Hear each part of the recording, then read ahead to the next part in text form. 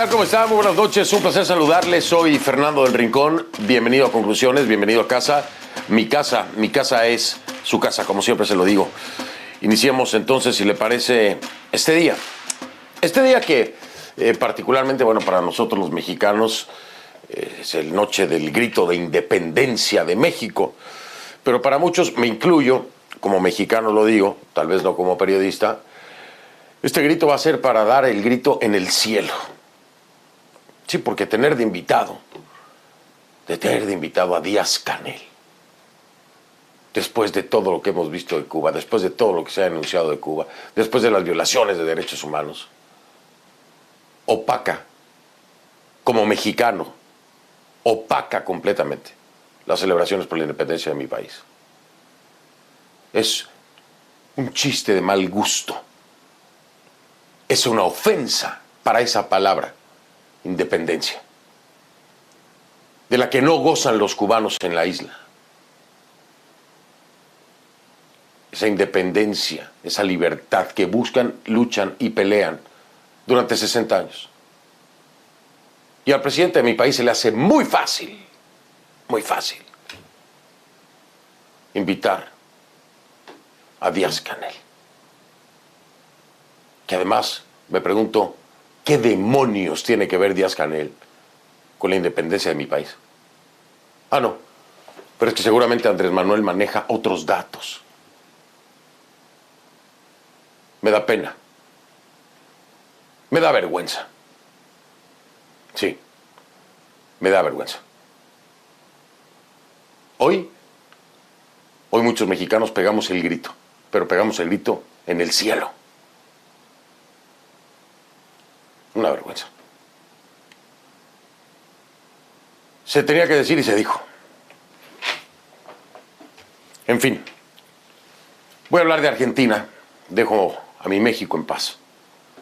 En Argentina, las elecciones primarias abiertas, simultáneas y obligatorias, conocidas como las PASO, le dieron durísimo, le dieron con todo. Fue una derrota contundente para el gobierno de Alberto Fernández y de Cristina Fernández.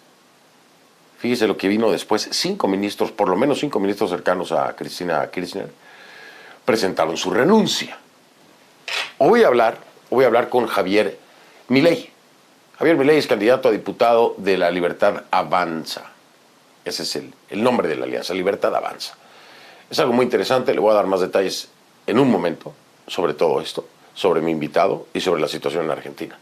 Pero antes hago el seguimiento de lo que ocurrió en California. Desde el lunes estamos con esto, que si se iba, que si se quedaba. El gobernador demócrata Gavin Newsom, estuvo ahí el presidente Joe Biden dándole todo el apoyo y pues bueno, salió victorioso del referendo que buscaba su destitución.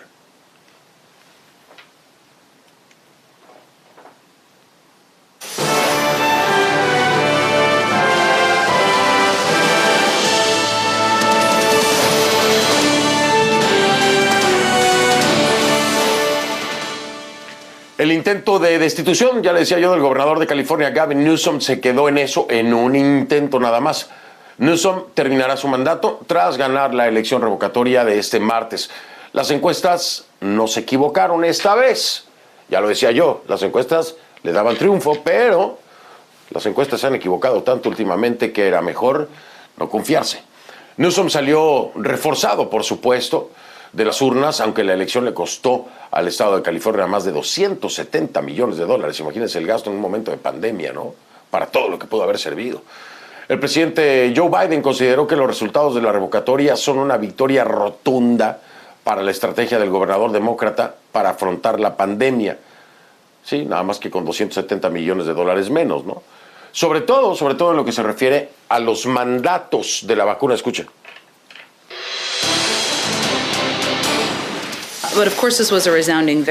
Pero por supuesto fue una victoria resonante para el gobernador Newsom, pero también para el enfoque basado en la ciencia para luchar contra la pandemia, por las vacunas, por las pruebas de COVID, por los pasos para proteger a más personas y salvar más vidas. Y hay datos amplios de que anoche los californianos votaron a favor de un líder que está dispuesto a tomar decisiones fuertes para combatir al COVID y poner la economía en marcha. El gobernador Newsom ha sido uno de los gobernadores líderes de la nación protegiendo a su pueblo y vacunando su estado. y en nuestra visión es un apoyo y una victoria resonante.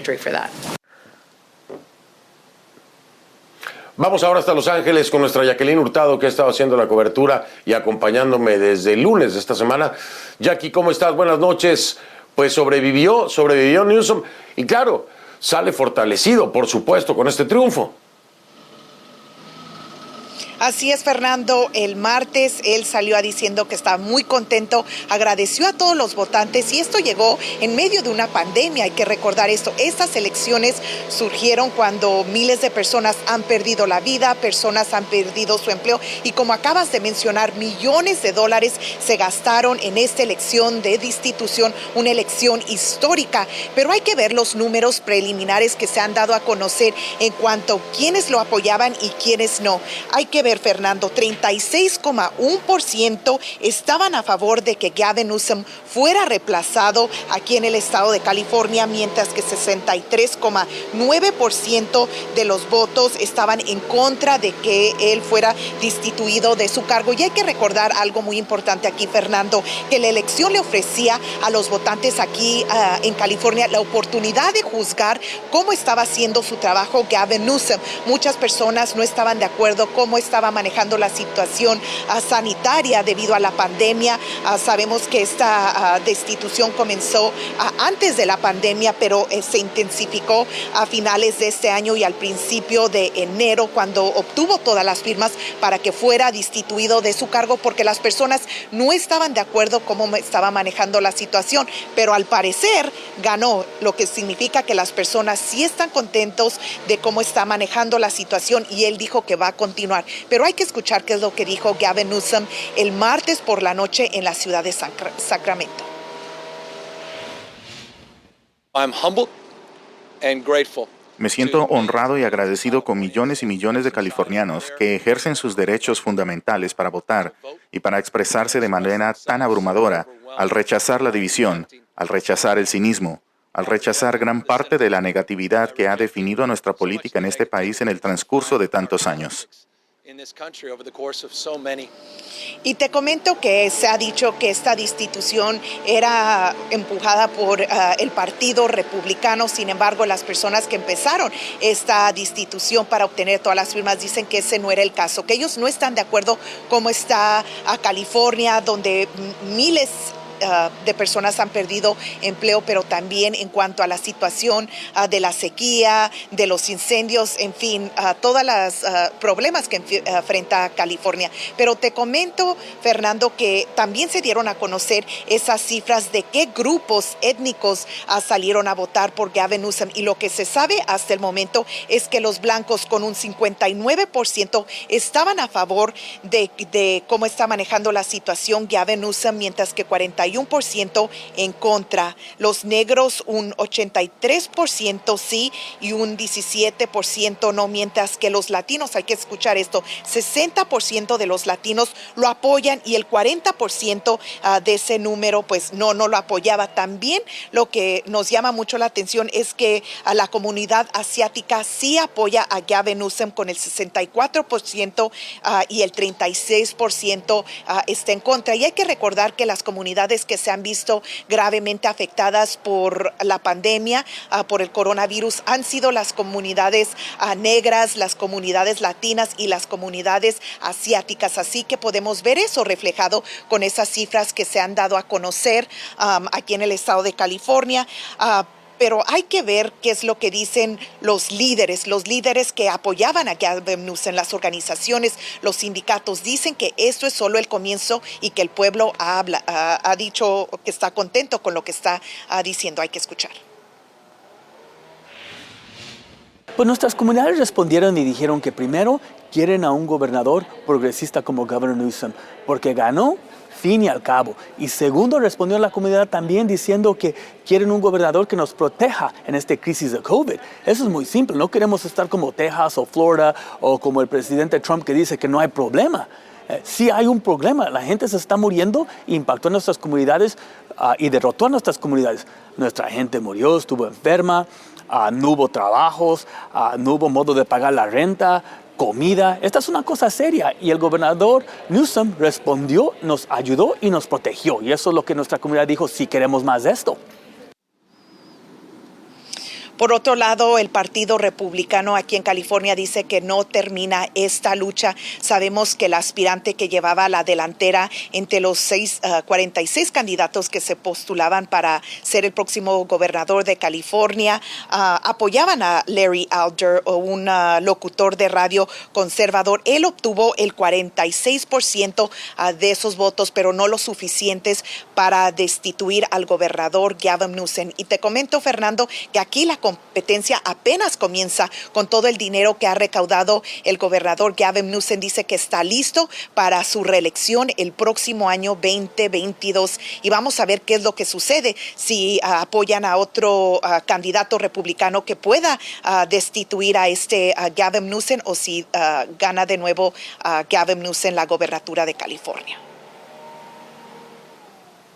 Pues tiene muchos elementos para poder ser reelecto. Hay que estar claros que California es mayormente demócrata, es un estado que se pinta de azul. Por un lado, el haber vencido precisamente en este intento de removerlo del cargo, pues lo único que hace es darle más fuerza. Y tercero, ya tiene la experiencia de cuáles son las cosas precisamente que lo llevaron a casi salir del gobierno. Jacqueline, muchísimas gracias. Que pases buenas noches. Saludos en Los Ángeles. Buenas noches, saludos. Buenas noches.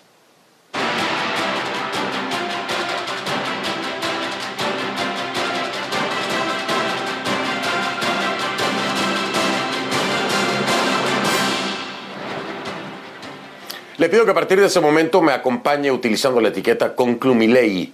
El hashtag es ConcluMilei, es el apellido de mi invitado de esta noche, por supuesto, el hashtag ConcluMilei. Esa es la etiqueta, sus comentarios con la etiqueta ConcluMilei a mi cuenta en Twitter, @soyfdelrincón, @soyfdelrincón en Twitter. Ya les decía, en Argentina, estas elecciones primarias abiertas, simultáneas y obligatorias, que se les conoce como las PASO, pues le dieron durísimo. Fue una derrota contundente al gobierno de Alberto Fernández y de Cristina Fernández. Al menos 5 ministros después de esta derrota, pusieron su renuncia, su cargo a disposición del presidente tras los resultados conseguidos por el oficialismo. Es Ignacio Grimaldi quien nos amplía esta información desde Buenos Aires. Horas drásticas está atravesando el gobierno de Alberto Fernández. 5 ministros de su gabinete pusieron a disposición su propia renuncia y hasta el momento el presidente Alberto Fernández no se ha pronunciado si las acepta o las rechaza. Si el resultado adverso del gobierno en las elecciones primarias legislativas del pasado domingo fueron un cachetazo, esto sin dudas es uno de los peores síntomas que está sufriendo tras esa derrota el gobierno de Alberto Fernández. Para entender bien qué es lo que está sucediendo en la Casa Rosada, hay que comprender cómo es la composición de la coalición gobernante del Frente de Todos, que tiene 3 patas. La primera pata es la kirchnerista, que responde a Cristina Fernández de Kirchner. La segunda es la albertista, liderada por el presidente Alberto Fernández. Y la tercera es la de Sergio Massa, quien tiene su propio partido, el Frente Renovador. Desde el kirchnerismo, la interpretación que hicieron de la derrota del gobierno en las elecciones del pasado domingo es que se debe al diseño de la política económica del gobierno de Alberto Fernández. ¿Y quiénes son los encargados de ella? Ministros albertistas, que forman parte de la pata albertista del Frente de Todos. Una movida desde el kirchnerismo para ejercer presión a Alberto Fernández y que realizara cambios en el gabinete fue lo que se realizó desde el kirchnerismo con esta puesta a disposición de renuncias de 5 ministros que hasta ahora no se sabe qué va a pasar. Por lo tanto, de este modo, la interna dentro de la coalición gobernante del Frente de Todos está generando un cisma en la Casa Rosada y le abrió la puerta a una crisis institucional. Ignacio Grimaldi, CNN, Buenos Aires. Y entre todo esto, Javier Milei es una figura que irrumpe en el escenario político, se convierte esta Alianza Libertad Avanza en la tercera fuerza política, pero además tiene muchas propuestas controversiales. Ya voy a regresar para hablar con él acerca de todo esto y más después de la pausa. Venimos con mi invitado.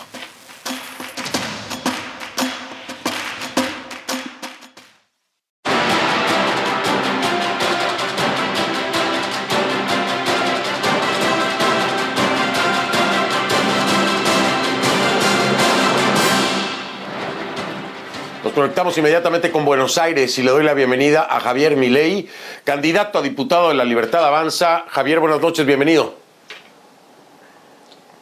¿Qué tal, Fernando? Un gusto enorme hablar contigo. Al contrario, gracias por aceptar esta entrevista, Javier. Tu reacción inmediata a esta crisis que está enfrentando ahora mismo el gobierno de Alberto Fernández y de Cristina Fernández, con al menos 15, todavía no sabemos cuántos van a ser los que se vayan, pero al menos 15 que han presentado hay un problema, su cargo, lo han puesto a disposición. A ver, Fernando, tenemos un problema con la señal que se está entrecortando, no se escucha bien, no pude escuchar tu pregunta. A ver, te repito, espero que ya me puedas escuchar mejor, Javier. La pregunta es tu reacción a la crisis de gabinete que está enfrentando en este momento el gobierno de Alberto Fernández. A ver, lo primero que hay que entender es que el gobierno de Alberto Fernández ya venía muy mal. Hay que entender que también que en todos los lugares donde los gobiernos enfrentaron procesos eleccionarios con la cuarentena y la pandemia, evidentemente todos les pasó muy mal, y dado que Argentina es el peor lugar del mundo para pasar la cuarentena, evidentemente eso se iba a reflejar en un fuerte golpe adverso para el gobierno en lo electoral. Ahora, el problema radica, y la realidad es que a la luz de lo que ha pasado durante estos 2 años, Alberto Fernández es un presidente que carece de toda reputación, por lo tanto cualquiera de sus anuncios no es creíble, y el problema central es que Argentina camina inexorablemente a una crisis, salvo que haga un ajuste fiscal enorme. ¿Por qué? Porque Argentina presenta un desequilibrio fiscal propio de las grandes crisis, tiene un desequilibrio monetario de 10-1, tiene una montaña de regulaciones en el mercado cambiario y aún así tiene una brecha del 80%. Si en materia de actividad todo le sale bien, vamos a estar 15% por debajo en términos de PBI per cápita respecto al 2011. Además, digamos, tenemos los salarios reales del 2004, 50% de pobres y 10% de indigentes. Por lo tanto, digamos, la economía argentina es un volcán a punto de estallar, y si se llegara a dar una situación donde el gobierno radicalizara sus políticas keynesianas, es decir, hacer más gasto público, más déficit fiscal financiado con emisión monetaria, eso va a derivar en una explosión verdaderamente mucho peor que la que tuvo Argentina en la crisis del Rodrigazo durante el 75. Por lo tanto, si no hace nada, digamos, termina en crisis. Si quiere hacer estímulos keynesianos, va a terminar en crisis. Entonces, lo mejor que podría hacer el presidente Alberto Fernández, dado que está acabado políticamente, es hacer el ajuste, poner las cuentas en orden y dejar la macroeconomía limpia y despejada para el próximo gobierno. Hay que ver, digamos, si el presidente tiene la altura, ¿sí?, moral para hacer eso y evitar que los argentinos volvamos a tener una crisis extremadamente dolorosa. Ahora, hacia el interior, Javier, entiendo todo lo que nos estás explicando desde el punto de vista económico, pero en el ámbito político hay quienes ven esto como un bombardeo desde el interior. Es decir, que la propia Cristina Fernández es la que está motivando estas renuncias que se están presentando. Lo dijo precisamente Elisa Carrió, la diputada por Buenos Aires, dijo, según ella, el intento de vaciar al presidente de parte de un vicepresidente es un golpe de Estado. Ya lo hicieron varios. ¿Tú lo ves igual? ¿Podría ser, en efecto, que Cristina Fernández está aprovechando el momento, la derrota, para bombardear desde el interior a Alberto Fernández? Otra vez, digamos, de vuelta, tengo muchos problemas para escuchar la pregunta, Fernando, pero creo que estoy estimando básicamente lo que estás infiriendo. O sea, a mí esto representa una verdadera crisis política en el oficialismo porque, digamos, la derrota que ha sufrido es muy dura, ¿sí? Hay un ala del gobierno que quisiera radicalizar las políticas irracionales que acelerarían el ritmo de la crisis, pero, digamos, los supuestos sectores racionales también llevan a una crisis. Por lo tanto, lo que yo creo es que esta situación lo único que hace es precipitar la situación política. Por lo tanto, o el presidente Alberto Fernández toma conciencia del problema que tiene enfrente y trata de arreglarlo, o digamos, o sea, Argentina va inexorablemente a una crisis verdaderamente colosal. Y lo único que puede pasar, digamos, con estas tensiones sociales es precipitar la caída de la demanda de dinero y que eso, digamos, acelere el ritmo de la crisis. Por lo tanto, digamos, me parece que hay que evaluarlo en ese contexto, ¿no? En una macroeconomía absolutamente desequilibrada, un presidente muy débil, ¿sí? Y con un fuerte revés electoral. Por lo tanto, o sea, la situación es extremadamente delicada. El tema es si se van a hacer los cambios en la dirección correcta o vamos a seguir en lo mismo. Si vamos a seguir en lo mismo, digo, el estallido va a ser monumental. Si se trata de hacer las correcciones, como este gobierno carece de reputación y no es creíble, eso va a ser doloroso, pero muchísimo menos que si no se hace el ajuste. Por lo tanto, digo, ahí está el eje central. Claro. Y si no se toma conciencia de ello, inexorablemente esto va a terminar mal. La diferencia es si termina mal, muy mal o tremendamente mal. Obviamente que si triunfa la más radicalizada del gobierno en términos de política económica, obviamente el nivel del estallido va a ser tan grande que eso podría generar un cimbronazo político tan o más grave como el del 2001-2002. Javier, voy a marcar pausa y tratamos de arreglar este audio que me tiene a mí, que me revienta la cabeza, para poderme comunicar bien contigo. Ya regreso en un momento.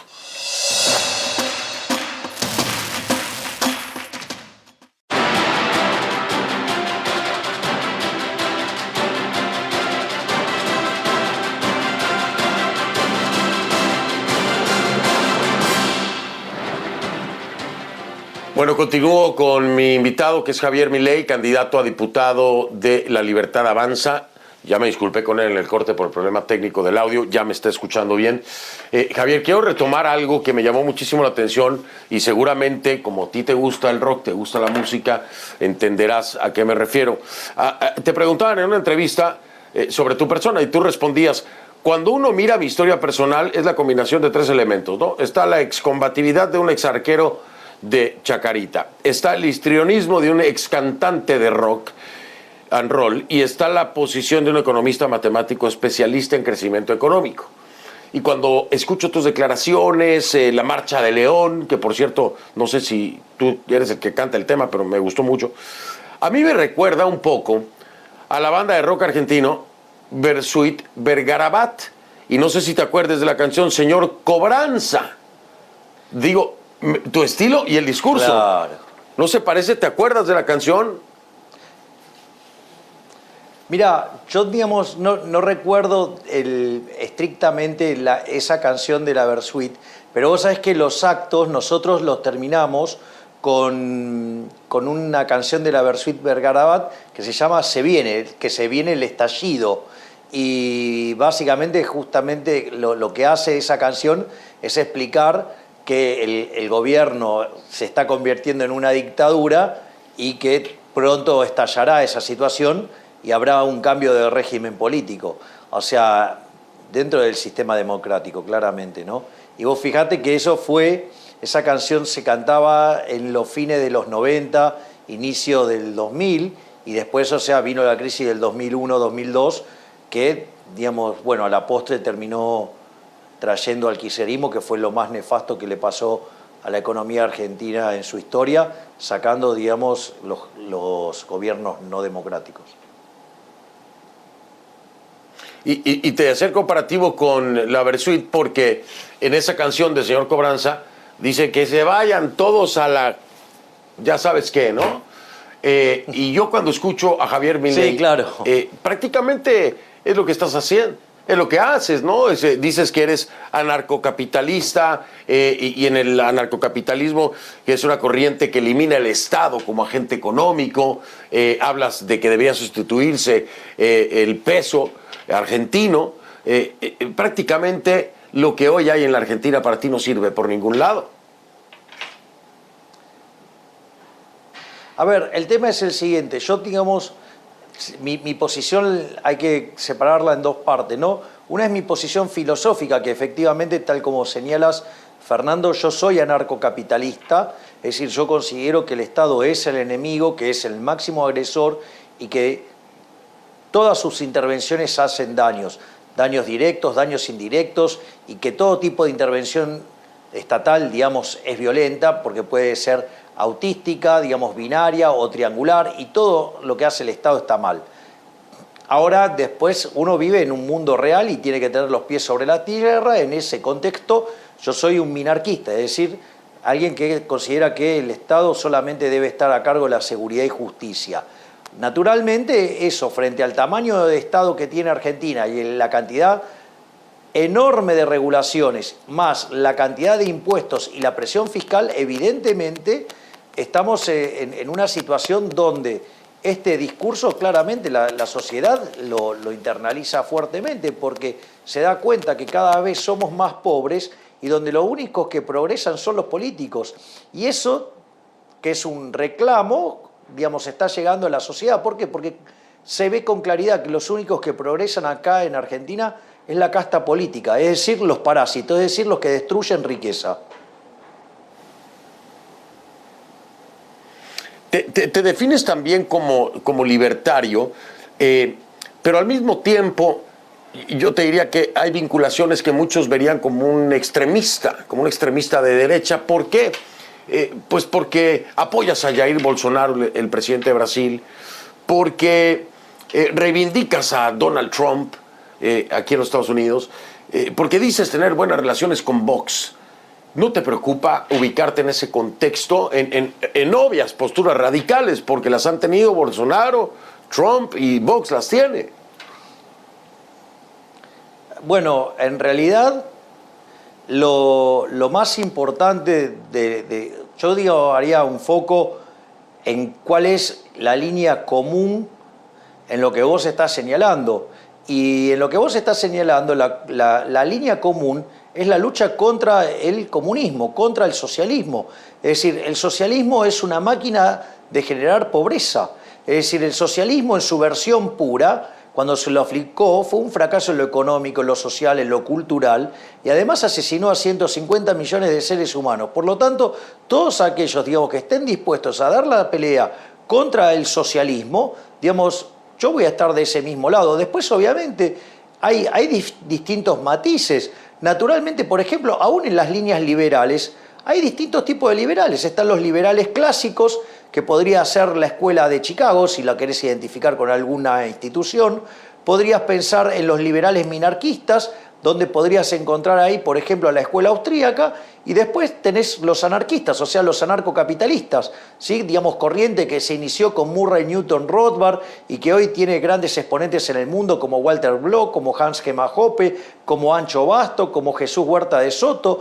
Por lo tanto, lo que uno, digamos, pero hay algunos elementos que vos no los podés dejar pasar, o sea, con la izquierda no se negocia. Entonces, desde mi punto de vista, por ejemplo, que el gobierno de Bolsonaro haya decidido cortar fuentes de financiamiento a la izquierda, donde dichas fuentes provenían del Estado, para que haya una competencia desleal en favor de que la izquierda pueda hacer su batalla cultural y avanzar sobre el resto de la sociedad, a mí eso me parece una idea correcta. Por otra parte, que tenga un ministro de Economía como Guedes, sí, con una formación en Chicago, le da también una forma de entender la economía que va en la dirección correcta. Si vos me preguntás por el caso de Trump, yo creo que se hizo muy mala lectura, digo, de las políticas de Trump. Aquellos que hayan estado discutiendo todo lo que fue el problema del desequilibrio global, la crisis subprime y todos los problemas que hubieron en el mundo, si conocieran todos los problemas que había con China y demás que generaron ese problema, entenderían a la perfección que lo que hizo Trump fue devolverle a Estados Unidos su autonomía en las políticas monetaria y fiscal, porque no puede ser que un país de la envergadura de Estados Unidos quedara maniatado como consecuencia de políticas de intervencionistas del sistema chino. Por lo tanto, cuando uno empieza a entender esta lógica, yo creo que por un lado hay mala información y después hay mala intención. Entonces esa conjunción hace que de repente determinados hombres de Estado sean satanizados por la izquierda, cuando en realidad las cosas no es así, esa es la opinión mía. Y entonces todos aquellos que estén dispuestos a dar la lucha contra la izquierda a nivel internacional, yo voy a estar de ese lado. De hecho, digamos, o sea, yo soy firmante de la Carta de Madrid, o sea que soy parte de la fundación del disenso, y justamente lo que nos nuclea es la lucha contra la izquierda, o sea, el socialismo, el comunismo y todos esos sistemas que a la postre terminan siendo totalitarios y empobrecedores. Por lo tanto, o sea, en esa discusión yo no tengo ningún problema que se me vea, digamos, en esa batalla. Ahora, después hay matices. Los hay dentro de los liberales y obviamente que también, digamos, en contra de la izquierda está la derecha y, digamos, hay distintos formatos de derecha. Bueno, o sea, eso después se podrá resolver en una segunda instancia. Pero hoy, digamos, el máximo enemigo, digamos, contra el progreso de Occidente es justamente la izquierda. Javier, voy a dejarte una pregunta en la mesa para entender. Entiendo lo que me estás explicando perfectamente. No sé así si lo entiende el resto. Para muchos tendrías una tendencia radical hacia la derecha, con un extremismo casi, rayando allá. Pero ahora que me lo explicas, yo lo entiendo desde otra perspectiva. Para detallar un poco más, la pregunta que te dejo en la mesa para ir a la pausa y que me la respondas después del corte.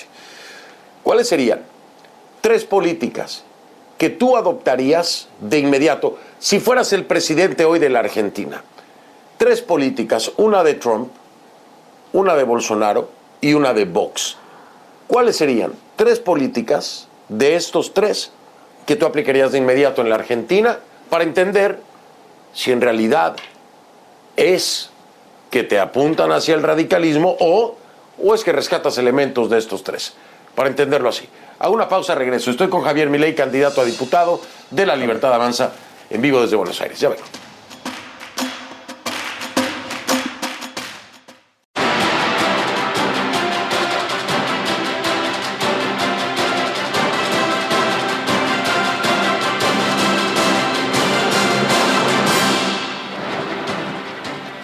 Continúo con mi invitado, Javier Milei, en vivo desde Buenos Aires, candidato a diputado de La Libertad Avanza, con un poquito de problemas de audio, pero ya verifiqué. Javier, la pregunta que te hacía para ver si finalmente la gente puede ubicarte en un contexto que no sea el radicalismo o la extrema derecha, y te decía yo, dame un ejemplo de una política de Bolsonaro, una política de Trump, una política de Vox que implementarías de inmediato en la Argentina si llegaras a ser presidente, por decirlo así.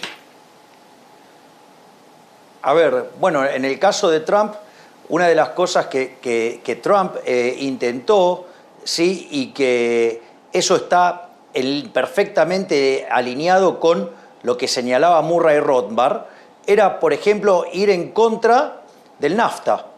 Es decir, en el caso argentino sería ir en contra del Mercosur. ¿Por qué? Porque el Mercosur es una unión aduanera, sí, que en realidad favorece a empresarios que no quieren competir en contra de los intereses de los argentinos. Lo hago con un ejemplo simple. Supongamos que Argentina es importador de computadoras. Podría comprar la mejor computadora por $1.000. Pero tiene un acuerdo comercial con Brasil que se protegen las computadoras brasileras. Entonces compra una computadora brasilera, es de la mitad de calidad y cuesta el doble. O sea, entonces se pone un arancel tal que las computadoras, para proteger a la industria brasilera, a los argentinos tengan que pagar $3.000. Eso es un espanto, eso genera un desvío de comercio. Por lo tanto, ese desvío de comercio se tiene que eliminar, y cuando ese desvío de comercio se elimina, los argentinos van a poder tener la mejor computadora por $1.000 y los $2.000 restantes lo van a poder gastar en otras cosas. Por lo tanto, mejoraría el bienestar de los argentinos. Es decir, Argentina, una de las cosas que debería hacer es eliminar el Mercosur, porque no genera comercio, en realidad genera desvíos de comercio y penaliza el bienestar de los argentinos en favor de empresarios prebendarios. Por lo tanto, digamos, o sea, cuando Trump intenta ir contra el NAFTA, justamente lo que está haciendo es tratar de evitar los desvíos de comercio que perjudicaban a los americanos. Y en el caso argentino, ir contra el Mercosur significaría, ¿sí?, eliminar algo que va en contra de los intereses de los argentinos y que solo favorecía a los empresarios prebendarios. En el caso de Bolsonaro, una de las cosas que a mí me parece fundamentales es cortarle los subsidios a la izquierda. Es decir, porque uno haga las cosas como las haga, la izquierda es intransigente. La izquierda siempre se va a oponer a todo lo que no sea de izquierda.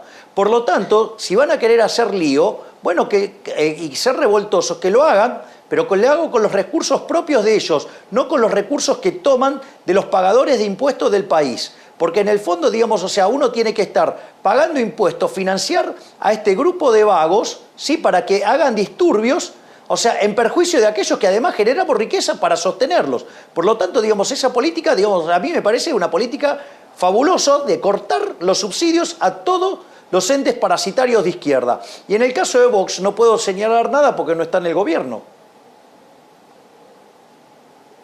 No, yo lo sé. Yo sé que Vox no está en el gobierno, pero hay quienes incluso los señalan como fascistas y tienen una ideología. ¿Con qué eres afín en esa ideología? No, digamos, a ver, de vuelta. A ver, esto es interesante. Acabo de señalar que esto es en contra de la izquierda. El fascismo, ¿sí?, es una derivación de la izquierda. El fascismo lo creó Mussolini.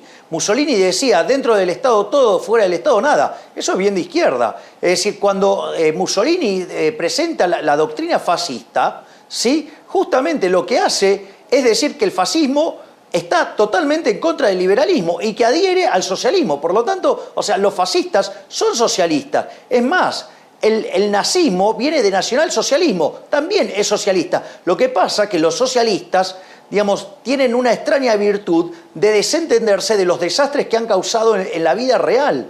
Es decir, siempre cada vez que fracasa un régimen de izquierda, siempre terminan diciendo, no fue de izquierda. O sea, y en realidad sí, son de izquierda. Entonces, pero eso, bueno, es parte de una discusión. Y una de las características que tienen, digamos, los socialistas es que cada uno de los que se oponen y dejan en claro lo nefasto que son para un país, tildan a esos entonces de fascistas, de nazis, de totalitarios, ¿sí?, cuando en realidad lo único que se está buscando es eliminar los privilegios que tiene la izquierda en detrimento de la gente honesta del país.